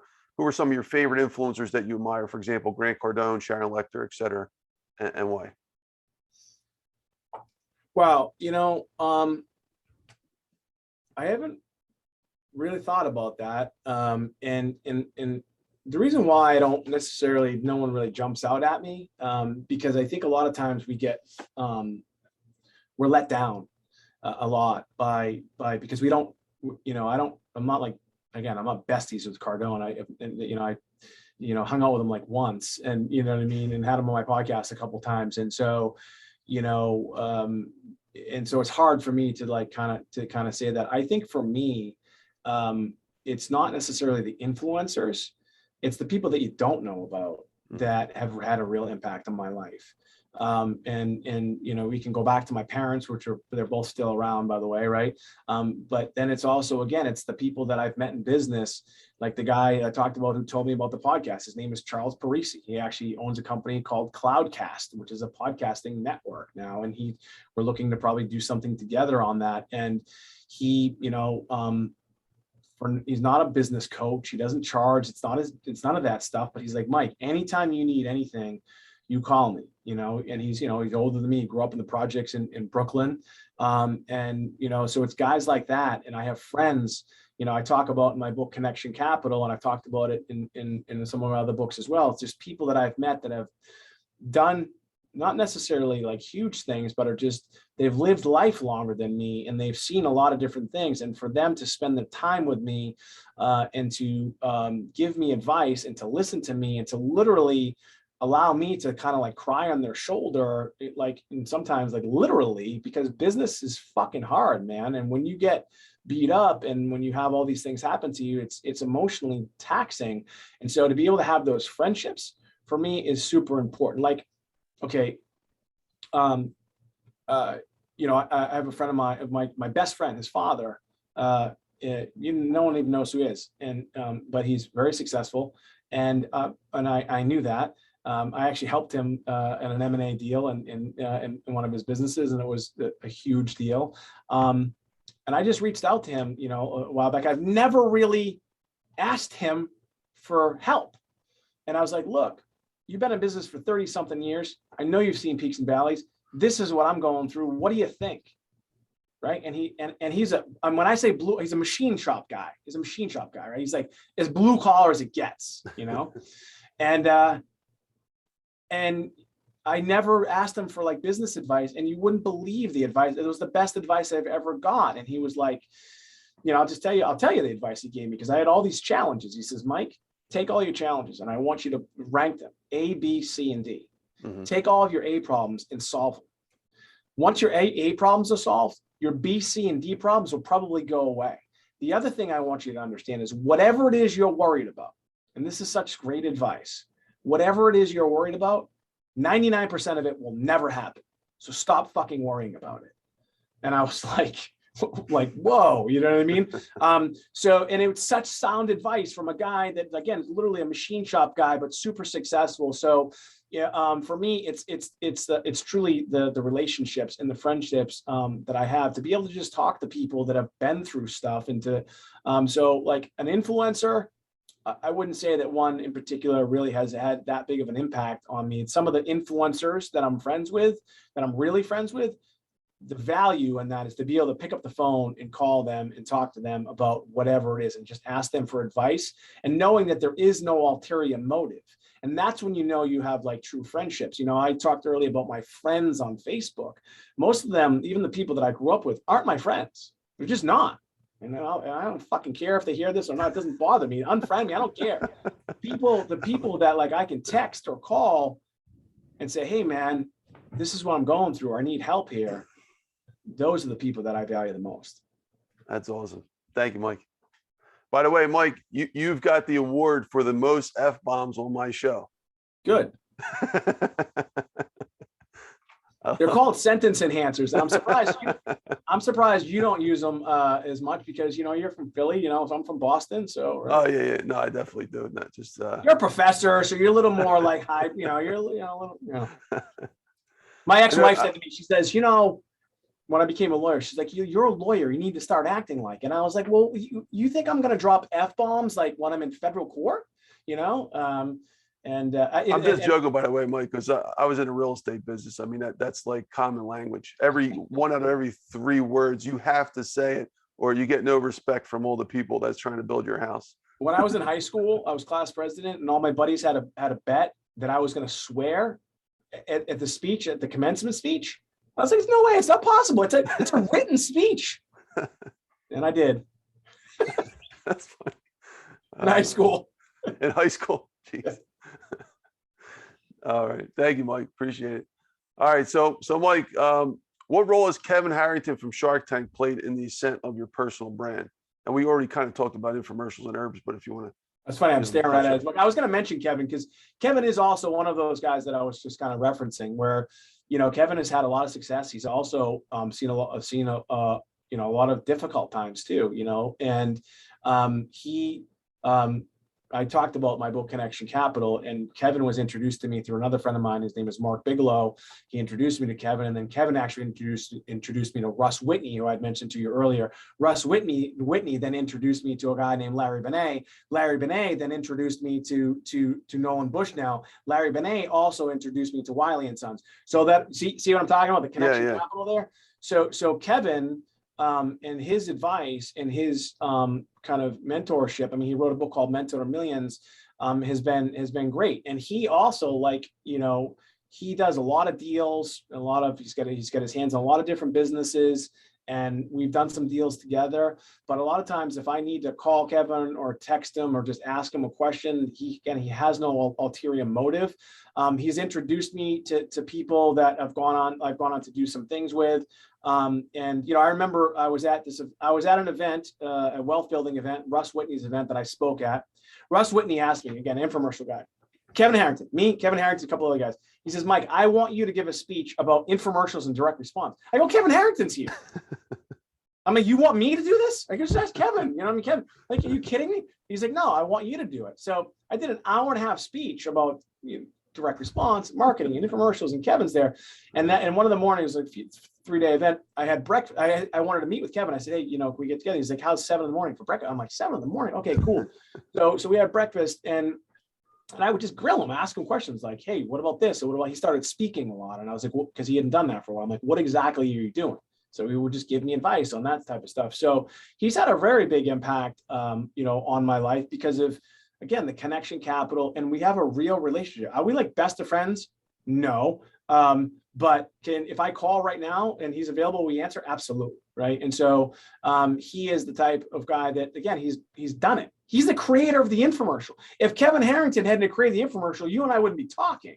Right. So it's pretty awesome to have, you know, that relationship with him. And like, I actually did his book for him, which was an honor to do. We were just on a call about something totally unrelated, and his book had launched and it didn't do what he wanted it to do. And I said, listen, man, let me do it for you. And we did it and crushed him, got him to number 2 on Wall Street and hit it in USA Today as well. So yeah, he's a wealth of knowledge, man. He's done a lot of stuff, and he's helped me out tremendously. How did you meet him again? He's an infomercial guy. So he's just in the industry. So what happened is a good friend of mine, his name is Mark Bigelow, the first guy I ever met in the direct response industry. He became and is a great friend. He introduced me to Kevin. And then, so we do a lot of supplements, and whenever someone would bring a supplement to Kevin, he would send them to me. And then, if I had like a hard good, I would send them to him. So I've done a few things like on HSN that wouldn't sell on HSN normally.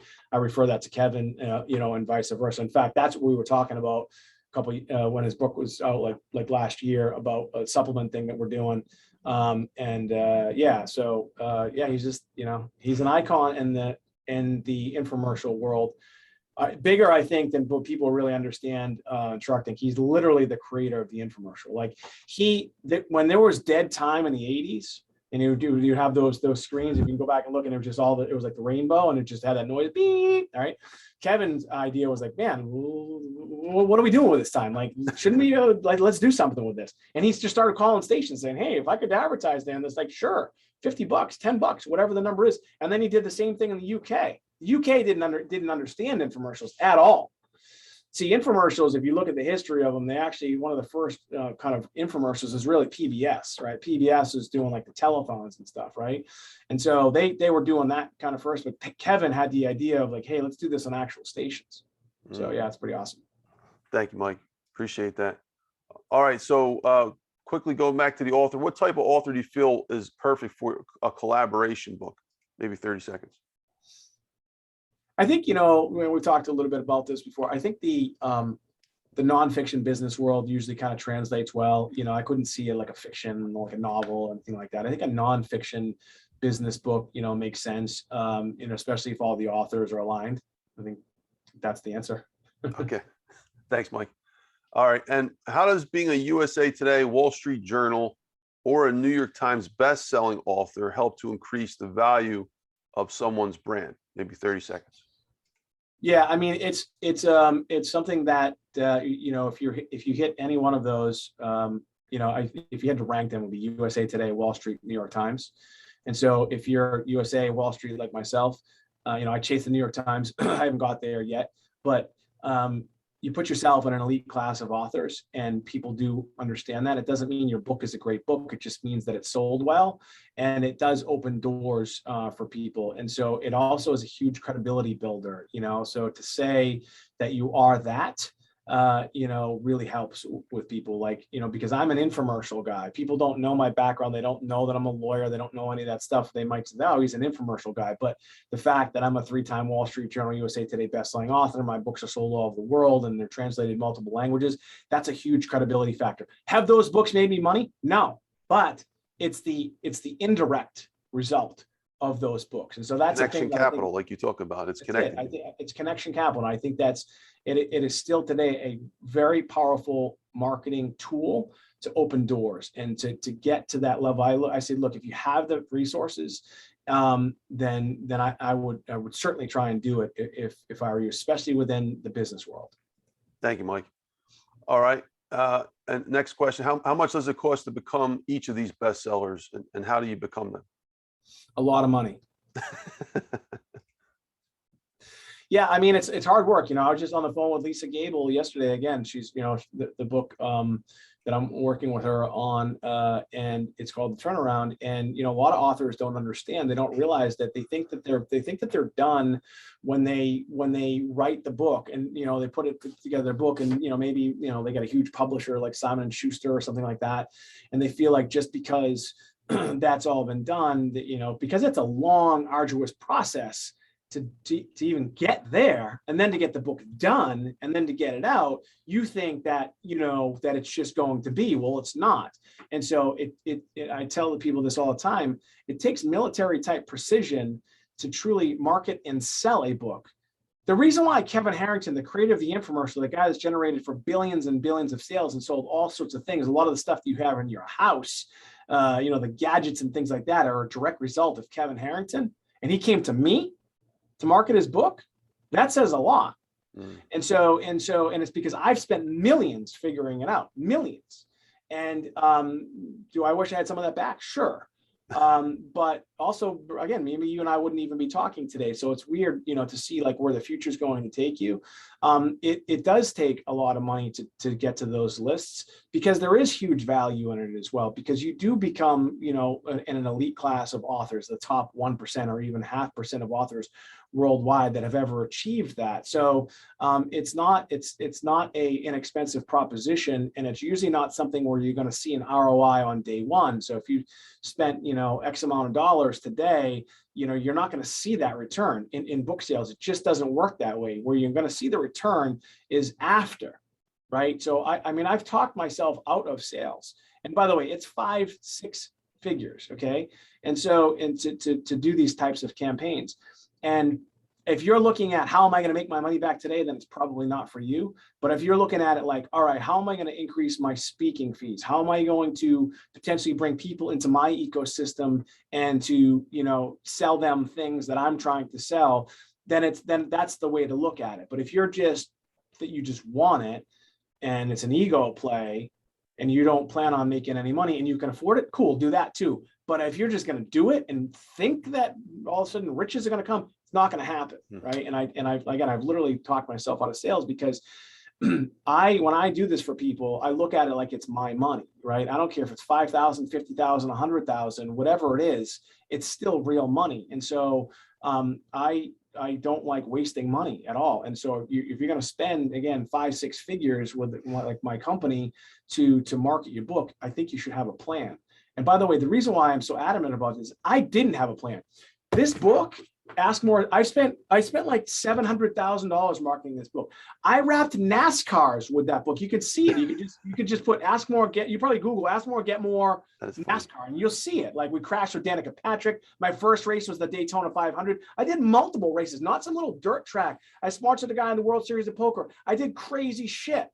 Didn't sell books. And so when I spent $160,000 to be in Hudson News, every Hudson News in the country, and have all that stuff, I didn't have a plan. I didn't have a back end thing to sell. Nothing. I tried to build it because everyone told me I had to, but I didn't want to do that. But here's the thing. Again, you and I probably wouldn't be talking right now. I wouldn't have connected with Grant Cardone if it wasn't for that. I wouldn't have connected with Ryan Blair if it wasn't for that. I wouldn't have connected with all these people if it wasn't for that stuff too. So that's how you have to think about it. When people say to me, well, when am I getting royalties? I don't know what you're going to get in royalties. I'm not your publisher, but you can't think of it like that. You have to think of the long term. It's like anything else that you're going to spend, like on marketing dollars. You might not see it today, but long term you should, especially if you plan on being in the game for a while. Thank you, Mike. Appreciate it. All right, Mike. So can one book change the world? Yeah, I think so. I mean, I definitely think so. I mean, the first book for me was The Magic of Thinking Big. It changed my life and it changed the way I think. I didn't believe in any of that stuff. I didn't believe in power of positive thinking. I mean, look, I actually didn't even read Norman Vincent Peale's book, The Power of Positive Thinking, until recently. I might have skimmed through it, but it has a lot of religious elements to it. I'm not a religious guy, but the Bible itself is actually a motivational book if you really understand it and read it, because I have read it. So I mean, you can go back and read the Bible and cut through some of the stuff that's really kind of just overbearingly, religious based, and just really kind of understand that some of the principles in there are truly what sets people apart and makes people successful. So yeah, I think one book can change it. I think that you should continue to evolve and gain that knowledge. People say knowledge is power. Knowledge isn't power. It's what you do with that knowledge.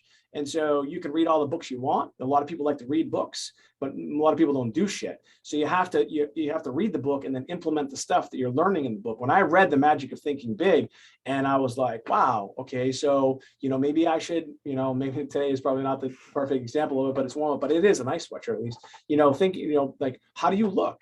I mean, do you look good when you're going out and about? Like if you're going, to an interview, like, is your shirt really pressed? I mean, how much does it cost to actually get starch? And I mean, back in the day when I was interviewing, I couldn't have my clothes dry clean. So I went and bought starch and did it myself.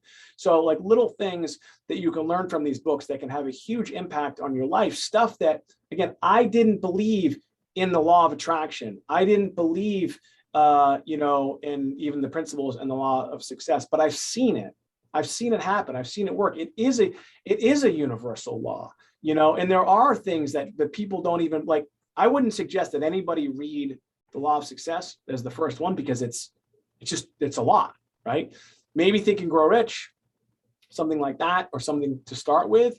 But yeah, I think they can. And I think there are so many people that don't read books for whatever. Oh, I'm not a reader. I'm not a reader either. I don't really, honestly, like, I don't sit down and read books in their entirety. I just don't. I'll read like sections of them, and then I'll get back to them. And sometimes I'm reading 3-4 books at a time. But, if you want to change your life, if you want something different in your life, the greatest way to do that is to learn from others. And the easiest way to do that is to listen to a book, to read a book. And now listening to podcasts like yours or mine is also one of the great ways. But I think reading and the way our brains work and the way we internalize is one of the greatest ways to truly change your life. And you know what? Yeah, it is work, especially if people say, oh, well, I'm dyslexic, or I have ADD or ADHD. Yeah, so doesn't everybody. Okay. So, and when I was in law school, like, I read every page in law school because I had to, and so, when you're taking like constitutional law, and the books themselves are like 1,500 pages of just like archaic case law that half of it's in Latin, you don't even understand. You have to read it if you're going to make it through law school. Right. And so if you approach your success in life like I approached law school, I think you'll be successful in whatever it is you're trying to do. Thank you, Mike. Awesome response. All right, Mike, we're wrapping up here. We just got a few questions. We're pivoting into the business questions. I figure about 30 seconds each. We can get through this in a good time. What role has networking played in your life? Maybe you can summarize it in 30 seconds. Yeah, again, it goes back to connection capital. For me, it's another level from networking, right? It's developing a real connection with people. Networking, kind of like what I said before, marketing is easy. You can network with anybody. You can get their business card. You can send them an email. You can get their cell phone maybe. But it's developing a connection, like a real human connection with people. Trying to build rapport with people quickly is a skill that takes time. Clubhouse is one of the greatest ways to do it. I've developed, like, I would consider real friendships with people. So you're networking first, and then you're building a connection with them. So it is, if you don't have any money, if you don't have any resources like I did, like I grew up with nothing. I didn't know anybody, right? But I asked to connect with people, and I continued to connect with people, and those people are the ones that are going to change your life. Thank you, Mike. Brilliant. Mike, is mentoring important? Kind of the same theme. And if so, yeah. I mean, we talked about it earlier. Yeah. I mean, mentors have changed my life.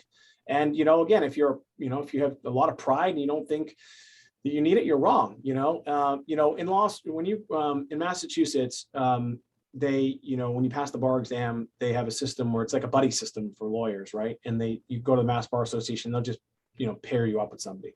And they did that for me, and it was actually horrible, right?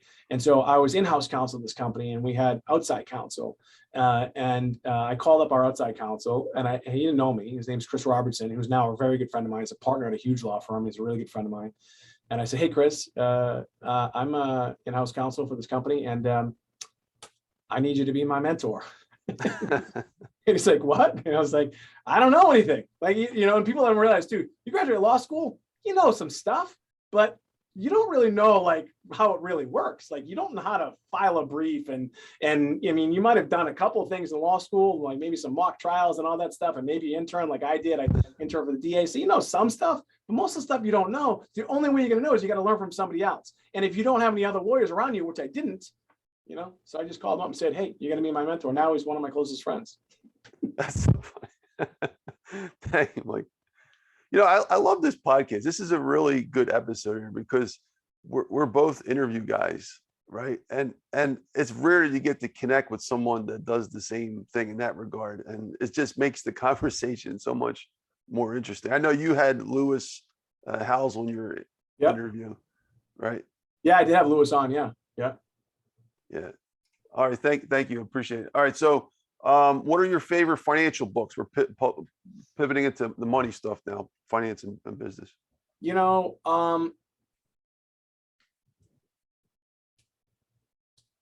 I mean, obviously I could just go to Rich Dad Poor Dad, right? Because we both know Sharon and we know that book. Think and Grow Rich. I know we had a great discussion on that. Yeah, Think and Grow Rich. I don't have one. I'm just gonna tell you, I don't have one. I don't, you know, I probably should. I just don't. So, I mean, I'm not going to just make it up. I'm sorry. I don't know. I mean, look, Rich Dad Poor Dad's a great book. I would suggest that a lot of people read that, you know, and then if you want to go out and figure out how to make your own money, like Kiyosaki did, you know, maybe you could do that. You know, I don't have one, you know. I mean, I talk about in my book 5% More, and which is also in the book The Compound Effect by Darren Hardy, about, you know, the power of compounding, right? And so you know, that's one of the principles that I've definitely learned about, you know, just compounding on that daily success. And that's how money works too. So, you know, again, I talked about the penny a day and doubling it up for 30 days, you have 5.3 million. And if you go one more day after that, how much do you have? I don't know. You got about 11 million. There you go. 31 days and you really start rocking. Yeah. You know, I was doing that. She's like, you better check the math, because math is not your thing. I go, no, it's definitely not my thing. I'm like, no, it's right. You know, so it's for me, it's just, and you know, and the reason why I like the compound effect is that you can start small. You know, once you get into like day like 10 or something like that, when you start doing that, then it starts to become real. And so a lot of times you can't really get there. So I've even said to people, okay, so we'll just get to as far as you can go. You're going to be a lot further than you were before. So, you know, for me, it's just about those little things. Like, you know, when I started investing in crypto, my first purchase was $500 in Bitcoin. And then I just started, you know, buying more and then trading it. And then there's been times where I wasn't flush with cash, and I would set it up and buy, you know, $25 a day, $5 a day, whatever it is, whatever you can afford. For me, it's always been that, you know, kind of like, if I can do something for my future, for something that will grow, that's what I'll do. So I don't necessarily have a book in particular, although, you know, Rich Dad Poor Dad is certainly a great place to start. And Mike, we got to add for the record that you're probably one of the few guys that actually read The Laws of Success all the way through. I think that's what you told me before, right? Yeah, The Laws of Success multiple times. Yeah. Wow. And you know, I actually haven't read Think and Grow Rich. I haven't even opened the book. And why would you need to if you read the laws? So folks, The Laws of Success because, were the book. you know, what's his name from the Napoleon Hill Foundation, Green? He said that I should read that versus The Law of Success. So I think I'm going to. I've read a lot of Napoleon Hill stuff, but I haven't read that, and so I need to. I need. You know what? I was trying to buy like an original copy of it, like a first edition. You can get them now. I think they're, I don't know, like 3,500, 4,000. Like I was trying to. They're hard to find. But yeah, I think I probably should read that. Thank you, Mike. Appreciate it. So, do we need money to survive, Mike? Yeah, I think so. I mean, you know, when people, you know, I had Dean Graziosi on my podcast, and, you know, he was a good friend, and you know, when not to say that we're still not friends, we just don't talk as much as we used to. But like, you know, people talk about money and happiness, and they say, you know, money can't buy happiness, and it's true. But he also said it makes it a lot easier. It makes life a lot easier. So, and I definitely know that money can't buy happiness, because I remember the first time, I got the Lexus, the big one, the big sedan. I don't even know what it is now, but I had multiple ones, at the 470, I think it was. And I remember getting it and like feeling like, I remember thinking about getting it, right? And then I got it and I felt nothing, like nothing. And then, you know, the Submariner Rolex, and the gold one that everyone sees, the blue face. And I bought that, and I was shaking when I bought it, because I literally bought it with cash, and I was handing them the cash. I was shaking. And I wear it and show everybody how cool I was, you know, the watch, whatever, but it doesn't buy happiness, you know. And I'm looking up at a like a canvas that I made myself for $50, and it's two little kids kissing in the rain, and it says "Choose happiness." And I have artwork that, you know, that I've acquired throughout the years, from Matisse to Picasso to Romero Brito, and then I also have this canvas up here that cost me $50, and that probably means more than the Picasso.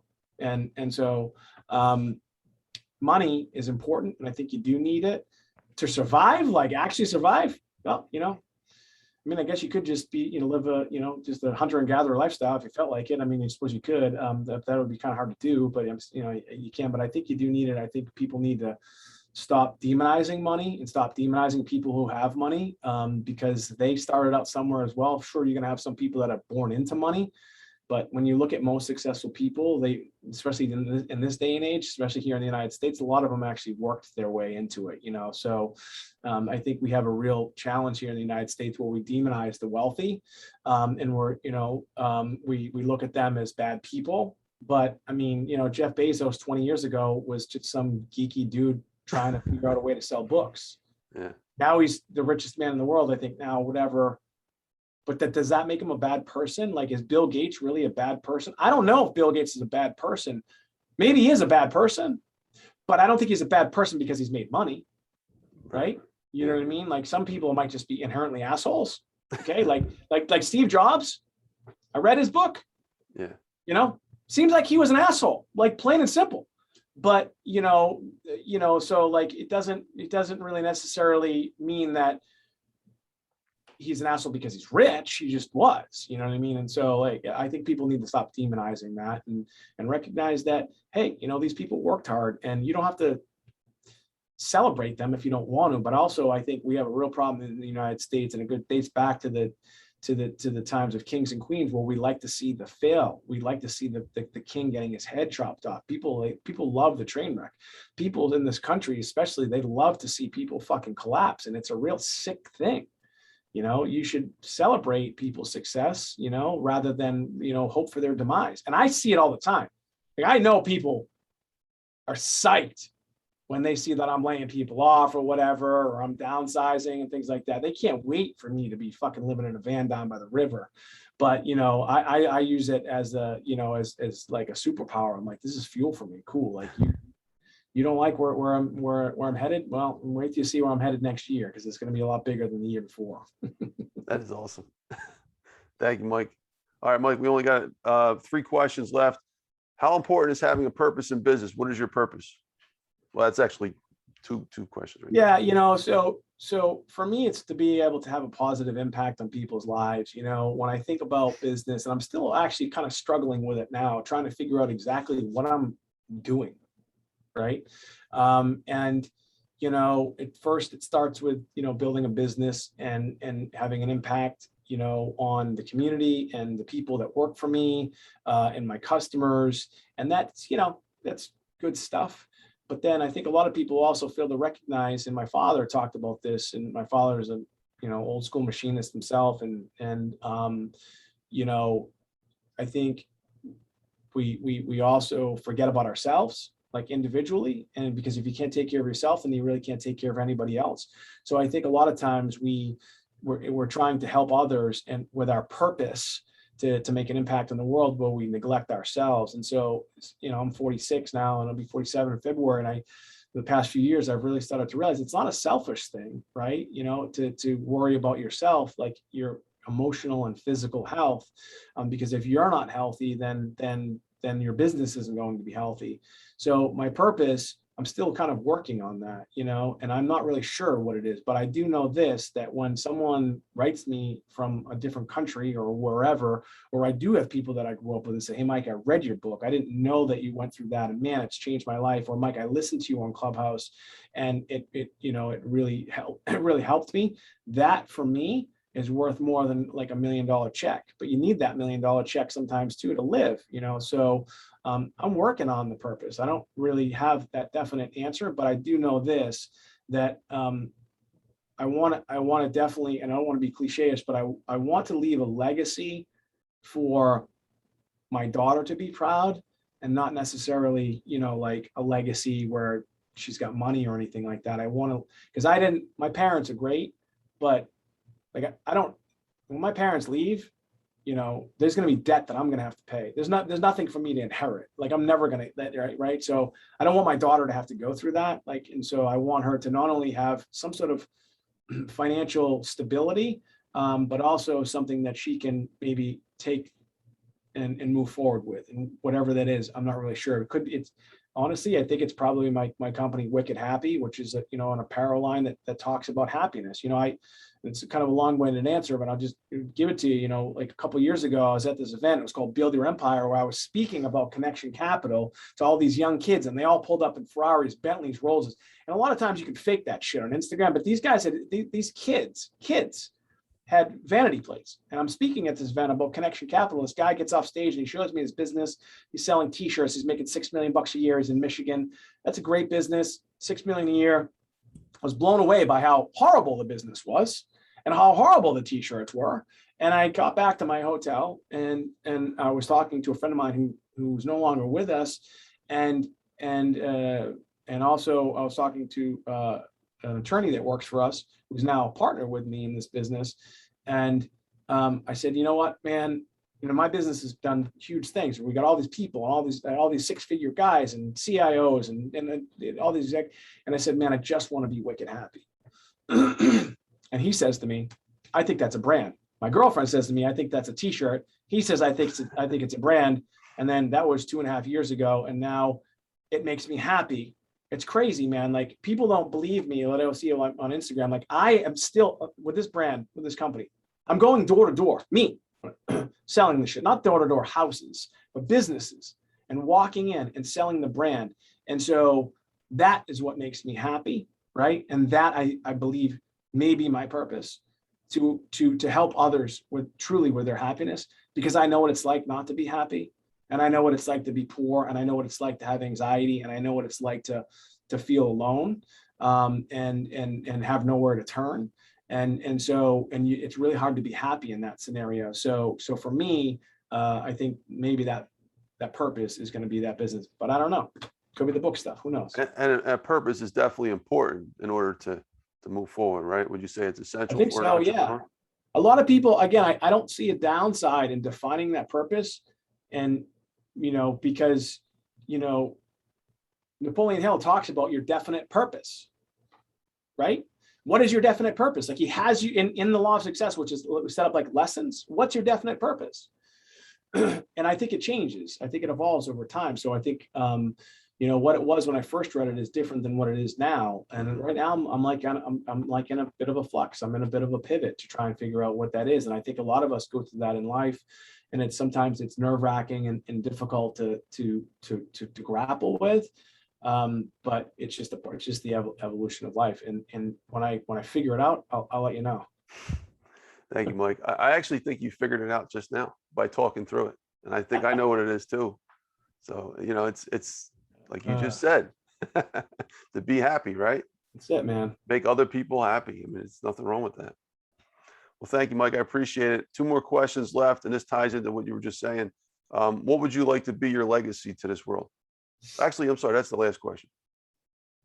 No, I'm sorry. What, the lights are getting to me. What would you like to accomplish in the next 10 years or so, and why? Apologize. Yeah, for me, because as an entrepreneur, the thing that people don't understand, like truly as an entrepreneur, like I've literally put everything on the line multiple times. When I say everything, like if it goes the wrong way, I'm bankrupt. And I have gone bankrupt before, like actual filed bankruptcy before. This is like 20 years ago, right? And that's not a fun feeling. And since then, I've taken enormous risks. And with those risks comes a lot of stress. And sometimes you lose on those risks. And so for me, as far as accomplishment over the next 10 years, I've taken a lot of risks for other people. And I was kind of getting to that earlier, and because I am a generous person, and because I do want other people to be happy, and I do want other people successful, but I've also made huge mistakes in focusing on other people's happiness versus mine first. And so this next chapter in my life, I'm going to continue to help people and continue to work on other people's happiness, but I'm really going to prioritize my own first, because again, if I'm not healthy and happy, then the people that I want to help, I'm not going to be able to help.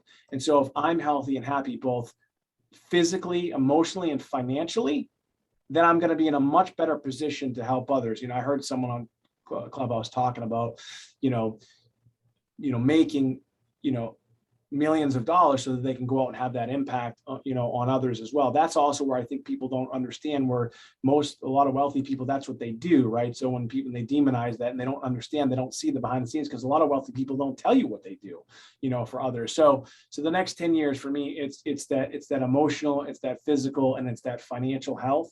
And the latter one, the financial health, that I've never really had. And I've made millions. Again, my tax returns, and people say, oh, I mean, like fucking, it's like, it's real, right? My companies are real, but I haven't kept millions. That's the problem, right?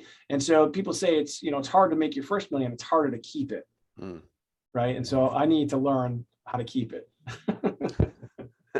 That's beautiful. Thank you, Mike. Appreciate it. And last question, going back to the legacy, if you can summarize that in 30 seconds, what would you like to be your legacy to this world?